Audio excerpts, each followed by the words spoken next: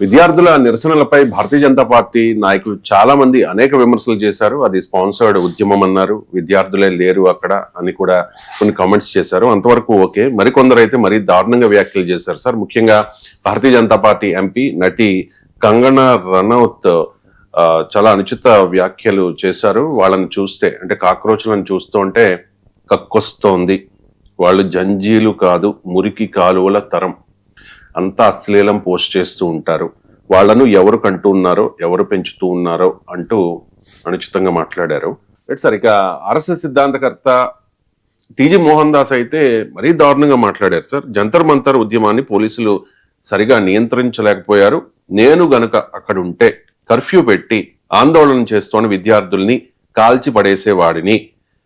అత్యాచారాలకు గురి కావడాన్ని కొందరు మహిళలు బాగా ఆస్వాదిస్తూ ఉన్నారు. చాలా అభ్యంతరకర వ్యాఖ్యలు సార్. ఎందుకు సార్, ఒకవైపు డ్యామేజ్ అయిందని చెప్పి భారతీయ జనతా పార్టీ అనుకుంటోంది, కానీ వీళ్ళ వ్యాఖ్యలు చూస్తే మరి దారుణంగా ఉంది.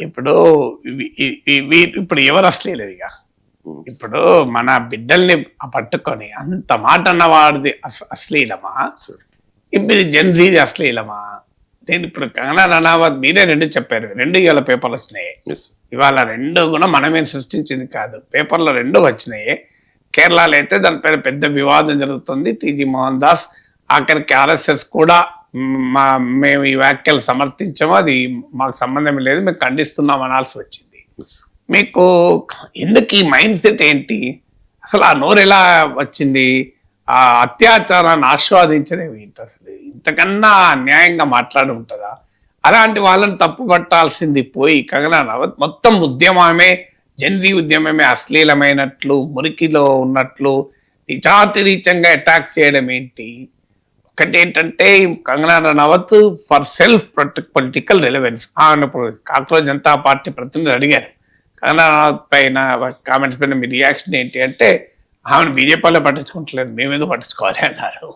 సో ఆమె బీజేపీలోనే షీ సఫరింగ్, అంటే నాకు అసలు గుర్తింపు లేదు అని ఒక పెద్ద ఐడెంటిటీ క్రైసిస్ ఆమె ఎదుర్కొంటోంది భారతీయ జనతా పార్టీలో. సో ఆమె బీజేపీలో పొలిటికల్ రెలవెన్స్ కొరకు అట్లీస్ట్ పార్టీలో నన్ను గుర్తిస్తారేమో ఇలా మాట్లాడితే అని ఆమె ఏది పడుతుంది మాట్లాడుతూ ఉంటుంది. అంత సీరియస్గా తీసుకొని వ్యాఖ్యానించి విశ్లేషించాల్సిన అంశమే కాదని అభిప్రాయం. ఇక రెండవది, భారతీయ జనతా పార్టీ జనరల్ ఇకో సిస్టంలో కూడా ఒక భయంకరమైనటువంటి ఉద్వేగం ఉంది. ఏంటిది? మనము ఈ ప్రతిపక్షాలను ఫుట్బాల్ ఆడాం, యాక్టివిస్టులను ఫుట్బాల్ ఆడాం, ఎవరెవరి తాళ్ళను ఫుట్బాల్ ఆడుతూ వచ్చాం. ఆఖరికి ఈ ఊరు పేరు లేని, నాయకత్వం లేని సంస్థ కానీ పార్టీ కానీ ఒక కాక్రోచ్ ఉద్యమంలో మనం ఇలా కొట్టుకుపోవాల్సి వచ్చింది. ఆఖరికి నరేంద్ర మోడీ అర్ధరాత్రి కూడా మేల్కొని వీడియోలు పెట్టడం ఏంటి? జేపీ నడ్డా 4 సార్లపై చర్చలు జరపడం ఏంటి? వాళ్ళు ఆఖరికి మేము రమ్మన్న చోటు రానంటే వాళ్ళు కోరిన చోటికి మన మంత్రులు పోవడం ఏంటి? ధర్మేంద్ర ప్రధాన్ రిజైన్ చేయాల్సిందే అంటే చేసి పడేయడం ఏంటి? ఇంత మనము బెండ్ కావాల్సి వచ్చిందే అనేటువంటి ఒక ఆక్రోశము బీజేపీ ఇకో సిస్టంలో స్పష్టంగా కనబడుతుంది. అంటే ఇది మనం వీక్ అయిపోయాము అనేటువంటి ఒక భావన.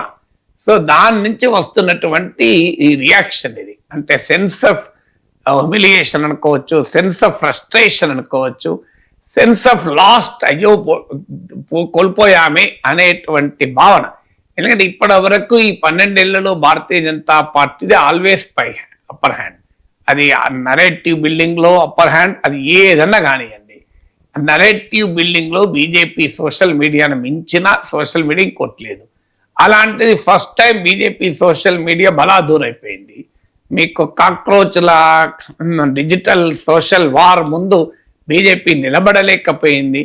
సో అందువల్ల మోడీ లాంటి బలమైన నాయకుడు, స్ట్రాంగ్ మ్యాన్ అంటే ఆయనే వీక్ మ్యాన్ ప్రాజెక్ట్ కావాల్సి వచ్చింది. అపోజిషన్కు పార్లమెంట్లో స్పష్టమైన అప్పర్ హ్యాండ్ కనబడుతోంది. అందుకే ఆ ఫ్రస్ట్రేషన్ నుంచి ధర్మేంద్ర ప్రధాన్ జిందాబాద్ నినాదాలు ఇవ్వడం, ధర్మేంద్ర ప్రధాన్కి సన్మానం చేయడము, సో మేము ఓడిపోలేదు మేమే గెలిచాము అని చెప్పుకునే ప్రయత్నం చేయడము. సో ఆ ఫ్రస్ట్రేషన్, ఆ కన్ఫ్యూజన్ అనేది మొత్తం బీజేపీ ఇకో సిస్టంలోనే కనబడుతుంది. Thank you so much sir. ఈ అంశానికి సంబంధించి చాలా డీటెయిల్డ్గా విశ్లేషణ అందించినందుకు.